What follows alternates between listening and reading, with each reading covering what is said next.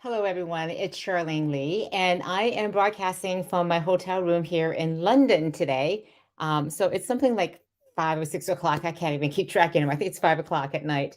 So it's a little bit of a different time zone than where most of you all are coming from today, back in the US. So I just want to say hello. So, one of the things I definitely want to make sure we get to today is that we talk about what the Transformation Management Office is. And one of the key reasons I pick this is because if we're talking about digital transformation or business transformation, then the key question is, well, how do you manage it? How do you run it? And in particular, what does it look like? How do you put it together? And one key question I keep getting asked is, what do you do with it when the transformation is done? Do you just dismantle it? Do you put it away? And I have some pretty strong points of view about that. So, what I'd like to do first of all is just check in and see, please comment and share where you're coming from. And also, please share the biggest benefit that you have if you have a transformation management office. What is it that they do? What's the biggest benefit that you've seen from that? And even if you don't have one, share what would be super helpful to have somebody actually managing your transformation. And one of the biggest things, I'm just going to pull up my notes here. One of the biggest reasons why a transformation management office is needed, and it's very different from a change management role or a project management office, is that the change is much bigger. It is a huge transformation across multiple departments, and these are initiatives that are typically enterprise wide. And so the thinking goes that these are not things that can be done department by department, role by role. We really need to have somebody managing this across the entire enterprise so that everyone's coordinated, that the technology, if there are some changes around that, get implemented in a consistent way, that everyone understands how leadership needs to be aligned. Someone's in charge of aligning the leadership, aligning the goals, aligning the metrics. So that's just a lot of activity that needs to happen to make sure all that coordination is happening. And the reality is, most organizations' leaders are focused on operating, on refining and optimizing and having excellence in the operations. Leaders, managers aren't taught how to change things, how to transform things. So this is not something they do every day. So it's a pretty high expectation to expect that they can do this on a day-to-day basis to drive massive transformation. And the reality is, we know that most people are not very good at change. So here comes along a transformation office, a chief transformation officer, a CTO. That's different from the chief technology officer. And that person in that office is in charge of executing on this big, huge, audacious strategy to transform the business. Now, the reality is that the vast majority of these transformations fail. And in many cases, it's because there isn't somebody like a transformation officer to continuously drive that forward. So I do think it's something that's extremely important to have. So I'm just going to look at my notes here. So a couple things that I talked about so far. First of all, you need a transformation officer or in an office if this is going to be enterprise-wide program. And again, I think it's something that's very difficult to do if you're trying to do this as a quote side of desk activity. It's just not going to get the attention that it needs. It's not going to get the resources, and there's nobody that the C-suite and the CEO can point to and say, how is this very strategic, very important initiative going? And so that's why that person in that office is there. But typically, we also see that these transformation initiatives are very different than regular projects or change management. And the biggest one is not only scope, but also the pace of the change. Typically, once these things begin, because it is so hard, so difficult, you're asking the organization to go from point A to point B, and it's so big of a change. You don't want to be slow about this. You want that change to happen as quickly as it can, as fast as the organization can take it to, because if it's going from A to B, you're being uprooted and torn up from the existing way and plant it in a new way. If it was just this incremental change, you could probably get away with using a change management or project management. You can just kind of move it along. But we're talking about big, huge, disruptive, transformative change. And any of those things are hard. But the pace at which it needs to change, the consistency that it has to happen along a very specific timeline because all the pieces of this puzzle have to fit together. That means that there has to be a timeline, there has to be some urgency to it. And the pace, the momentum, the rhythm of that change, it's much faster than traditional change or project management. So, and then the third thing I would say is that this is also setting a precedence because once you go through this business transformation, they're usually very specific. There's a very clear objective at the end of it. We want to be able to do X, Y, and Z. And so there's a very clear outcome that the transformation office is being driven towards.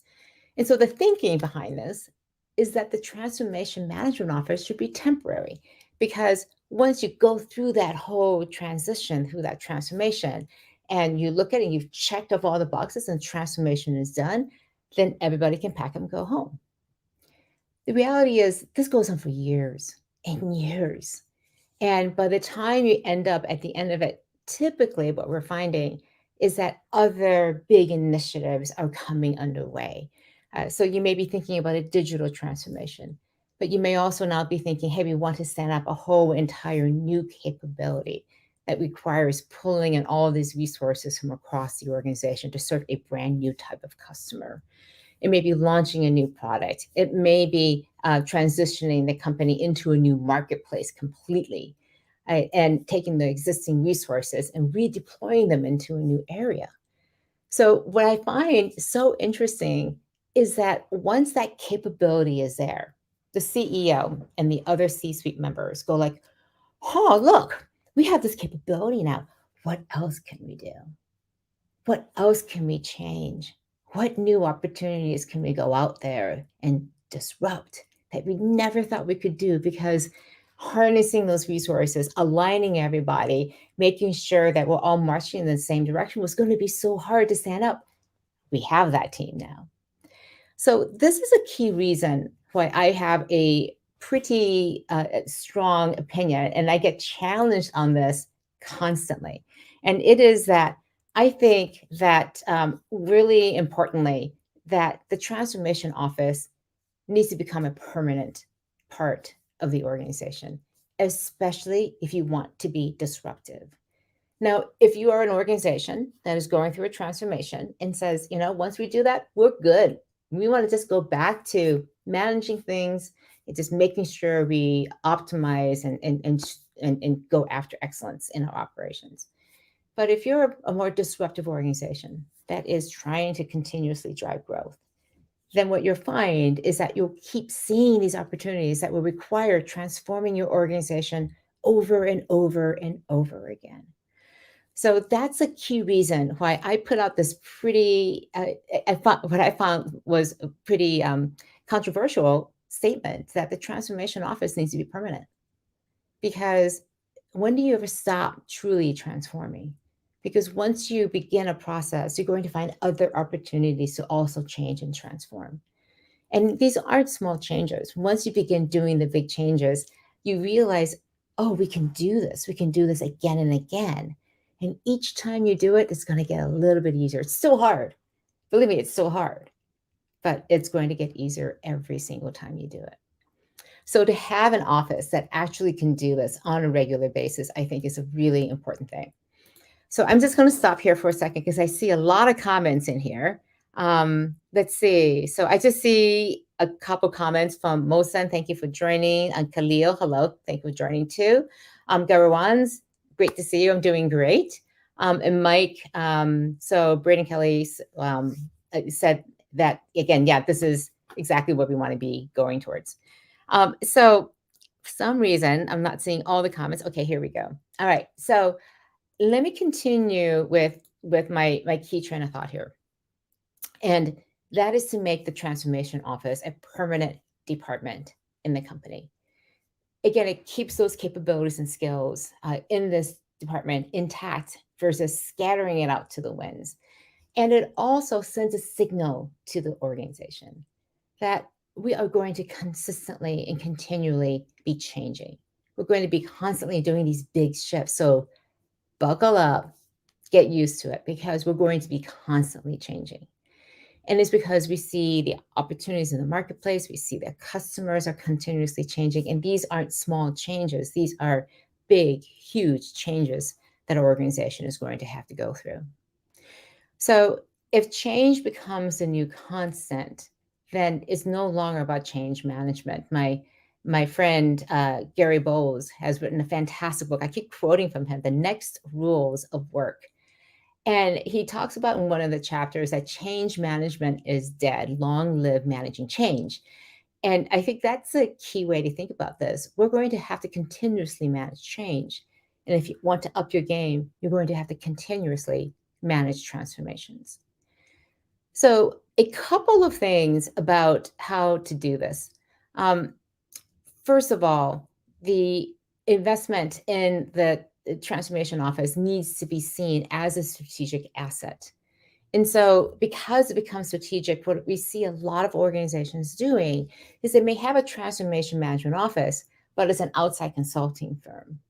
And again, that works because if you think that this is one very specific project, then it makes sense to hire a consulting firm. And when they're done, they close up shop and they leave. But if you believe that your transformation is going to be something you're going to do over and over again, then you want to bring in, and even if you bring in consultants to get you kickstarted on the first transformation you do, you want to bring in your own people, bring in people who are going to be there for a longer term. Build this capability, build that skill, build a mindset, and have it inside the organization as a strategic asset to be able to execute on these audacious strategies you're going to come up with.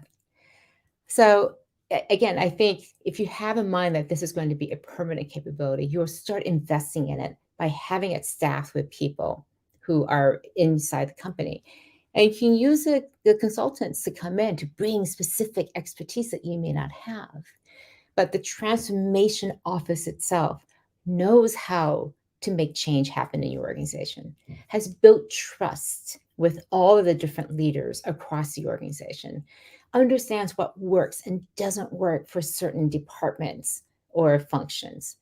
And very importantly, they are continuously developing their skills, honing their capabilities.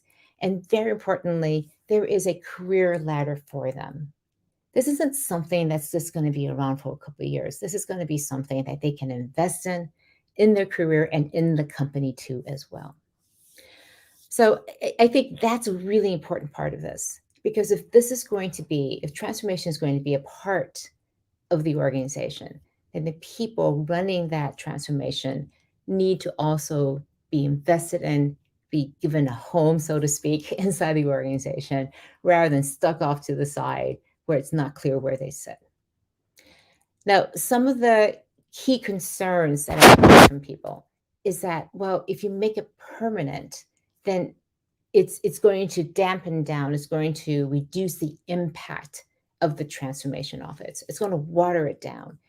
It's going to eventually lose its edge, because one of the benefits of a transformation office is that people are coming from the outside and bringing this new energy, new perspectives, new ways of working to help with that transformation. And I would agree that's one of the biggest challenges that I see with transformation management offices. They get this sort of inertia they inherit from the rest of the organization. And knowing that coming in, knowing that you need to give them some protective space so they have that distance to be able to look at things objectively inside the organization, but also be able to know the organization well enough that they can make that transformation happen. It's kind of like you can't win in either direction. So, how do you optimize for transformation in the people who run it, but also in the relationship that they need to form with the organization? So, I strongly believe that there are a couple things that you can do to make sure that transformation offer stays sharp, stays focused on that change. And the first one is to be very, very clear about what the purpose of the transformation office is.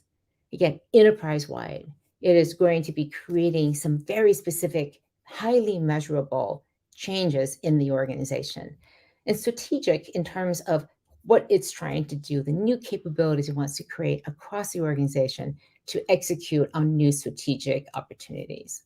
So being very clear about what the remit, what the job of the TMO is going to be is a key first step. The second part is to make sure that the leadership of that group is closely aligned with the C-suite. Again, these are topics that are enterprise-wide. They're discussed at the C-suite level. Oftentimes, we'll see the transformation office an offshoot or a part of the strategy function, and that's a really good place for it to sit. But it also can sit uh, in a separate area, a little bit removed, because the strategy area may actually be transformed too as well. And then they can also then look at all the other departments without that sort of baggage of, well, you're sitting actually in the marketing department, the TMO. So you really can't be objective about us in sales, because we've always had this sort of interesting relationship between marketing and sales, for example. So having that bit of an independence, I think, is great. But literally, I have seen every possible model of a transformation office inside of organizations. But I find the most interesting one is no matter where they sit, they have that little bit of distance to give them that objectivity and to be able to keep their perspectives fresh. And the third thing I think is so important is to bring in the outside, to bring in new employees, bring in consultants, but also send people who have been in the transformation office out to go do visitations to other companies, to get new ideas, stay fresh. It's all about the transformation inside, but they have to keep on top of things. And again, as a department, if they can do this all together and constantly be a part of their operating model, then they can actually go out there and be much more strategic about things. So I just want to see what other comments we have here. Okay, so we have something from a LinkedIn user. I'm not sure who this is, but I'll share the comment here. So I'm glad you're finding this interesting. So transformation should be considered as an annual agenda. ROI, the last transformation outcomes, setting the next cycle of change, transformation, and business improvement. That's a really interesting idea, that the transformation, taking stock once a year with the strategic planning process and say, are we on track? Is it actually accomplishing what we set it up to do? My hope is that it isn't just only in that one time of the strategic planning, but that you have, again, I've talked about this sort of 6-quarter walk, this 18-month implementation roadmap, and every quarter it gets advanced to keep everybody aligned across the organization and honest about where are we? What are we aiming for? What are we trying to get done? And that's something that the Transformation Management Office would be absolutely in charge of, making sure there's alignment and visibility into what's working or not.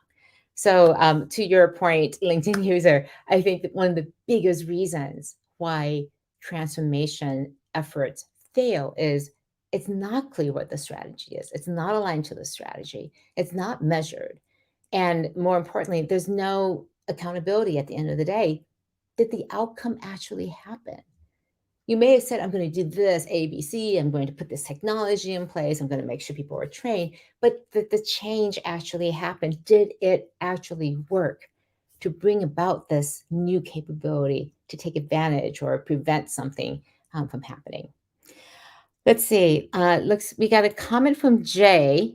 So Michael Hammond indicated that change management offices over time begin to take on the character of the organization. Jay, I'm thinking about you. This is exactly the comment that I wanted to talk about. His success and failures with IBM indicated that despite the best efforts of a transformation office, the DNA of a corporation is continually morphing and adapting. And I can't agree with you more. It is so easy for the transformation management office to lose its edge, to lose sight of what it's there for. And again, there are lots of issues around the story at IBM that I'm not going to go into too much here. But they had this huge, audacious agenda around transformation, a big office that was put together to drive transformation in each of the business units. And one of the biggest issues became, was there somebody also inside of those business units who was responsible for driving transformation, who was working very closely with the CEO of that business unit? I'll share an example from an insurance company that I talked to recently. And their transformation office was at the CEO level, at the parent company level, looking at all the changes that need to be driven across every department and function, across every business unit on a global basis. And they would sit down with the head of a business unit and they would say, like, these are the initiatives we're going to go in place. Let's make sure we're clear on the 18-month roadmap. And very importantly, they sat down with the head of that business unit and also their transformation officer. Every part of the organization had a transformation officer also as well. And those transformation officers were all in the same group. They may be working with different top executives, but they were a department. They were a group that met together, that learned together, learned these techniques, coordinated with each other. And that was such a key reason because, Jay, to your point, if they don't do that, if they don't have a way to connect and keep themselves a little bit distant, they will pick up the DNA. They will get absorbed into the matrix, so to speak, or into the Borg if you're a Star Trek, that resistance is futile kind of idea. But in this case, you again want that little bit of distance. You want that connection to a group of people who are practicing the same things. And very importantly, it keeps people fresh. It keeps them connected to the work and the craft of what they do. Let's see here. We got a couple more things. I love some other comments here from Jay. Most transformation efforts don't outlive the sponsors at the C level. And that's absolutely true. And again, I find that that's true if it's one C level person driving that transformation, rather than be a strategic intent driven by the CEO and aligned with everybody in the C suite. I strongly recommend that the transformation officer be in the C suite, not reporting to somebody else and not off the side to the table, but sitting at that strategy table every day, hearing and seeing and participating in all those strategic discussions. All right, so let's see. I have one other comment here from Jay, and then I think I'll just wait for a few more comments to come in of any questions that you have. Similar to evolution, transformation's ability to prove itself adaptable to changing environments and prove value in the short term may change viral. Perhaps the transformation office can take guidance from our success with mRNA. So great comment about that. I think one of the biggest issues around the transformation office, again, is that, still one of the biggest issues around transformation is, how do you build literally a groundswell for the change to happen? If it's always going to be something that's hard, if people don't see the benefit behind it, it's going to be a long slog. Versus if you can paint a very clear picture of what the purpose of this transformation is, that once we get through this really hard work, it's going to be great because we'll be able to do X, Y, and Z. So painting that picture, creating a groundswell, creating a movement around this so that people are called to help make that change happen rather than being dragged to it, is one of the biggest wins that the transformation office can have. I have this great question from Angeles Ortiz. I'm still having trouble understanding the difference between a change management office and a transformation management office. Could you offer some examples? Thanks for this conversation. Great question, Angeles.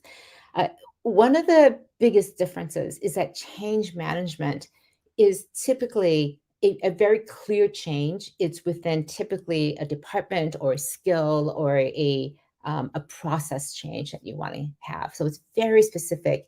It's usually within some key area.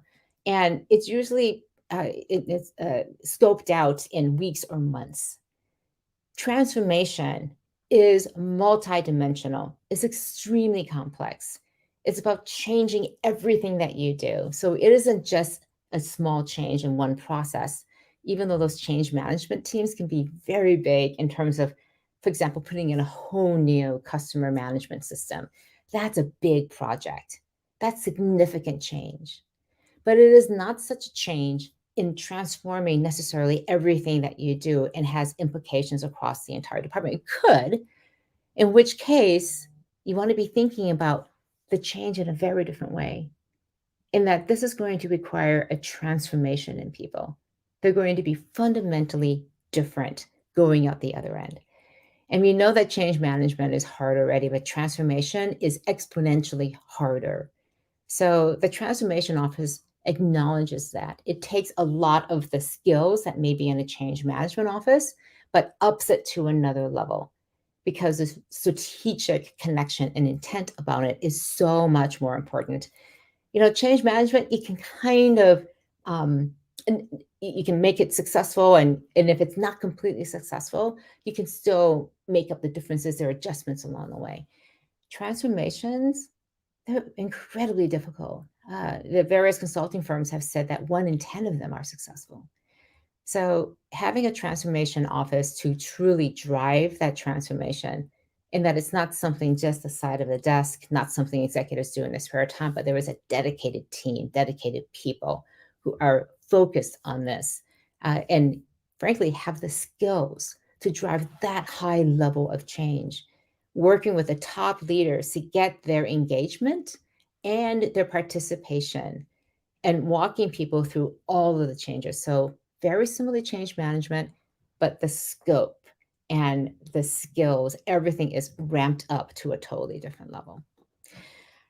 So I think hopefully that makes sense for Angelis. And I love this last comment from Ricardo. I think that it's all about understanding the basics. And you're right. There's nothing rocket science about this.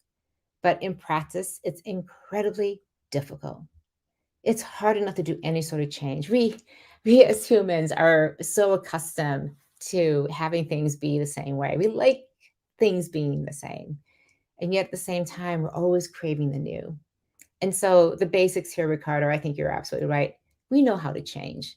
We just may not want to. And even if we want to, we may not have the skills to be able to carry us through this in as seamless a way as possible. So the basics, I think, knowing what your goals are, what you want to change, lining up the resources, getting people the training. I mean, these are all things that we know from change management. It's just that when you throw in the complexity of multiple pieces, multiple departments and business units that all have to start working together when they consistently in the past have not worked together, that's where the challenge comes, because you're being asked to form these connections, these new communication protocols, these new processes, maybe even restructure the entire organization so that it works more seamlessly. Those are really hard to do, really hard to know what the right answer is if you've never done it before. So I'm going to close out with just a couple comments and then talk about what's happening next week. The transformation office, if you don't have one, I strongly encourage you to have one, even if you're a small business, to have somebody, this be their job, that this isn't something that somebody else is going to do. And if you think that you're going to do this over and over again, that you actually invest in it. And Jay, I'm not going to put your comment, but transformation indicates a culture shift. This is a key part. You're changing your culture, you're changing people, you're changing the leadership, you're changing how work is going to get done. And anytime you do that, it's going to be hard. So that was a quick run through the transformation office. And I hope that was helpful. And I encourage you to think about how you can make transformation a continuous part of your organization. How do you prepare your organization to constantly transform, look for those opportunities to be able to go for those bigger goals? All right, so a couple other quick things. I do want to plug again my podcast. It's a brand new podcast. It's called The New Rules of Disruption. I'm launching the last 2 episodes this week on Thursday. So you have lots of bonus episodes in there with some deeper interviews with some of the people who are featured on the podcast. And then starting in January, I'm going to be doing a lot more podcasts. I feature interviews, but I wanted these first 10 episodes to lay down some of the thinking I've been having around how do you actually create change, disruptive change. And then starting in January, we're going to have guests on each week who talk about the change that they've been creating or how to create change or some of the research they've been doing. So I'm really looking forward to sharing some of those interviews with you. Next week, I'll be talking about, this will be my last live stream for the year. I'm going to be talking about what comes after digital transformation. At the latest report that Altimeter did, looked at, what are the markers of these successful transformations? What are it that they do? What do they focus on? What are the initiatives, the technologies they focus on that make them have such better outcomes than the average digital transformation company? So we've been at this for a long time. We've been talking about and writing about digital transformation for over a decade. So what comes next after this? If you've gone through a digital transformation, what's the next thing you have to look forward to? What's the next change you have to be thinking about? So I'll be talking about that next week. So tune in to hear what's next. All right, that's what I have for today. And I encourage you to write back to me. And again, I'm all on the various social channels. I'm on email. It's easier to find me. Please, I would love to hear from you how your transformations are going. What are the questions that you have? And I'll try to incorporate those questions into my next live stream on Tuesday so that we can wrap up the year in this module and transformation with some input from all of you too. So until next Tuesday, take care, stay safe, and I will see you back in the US next week. All right, take care, everybody. Bye-bye.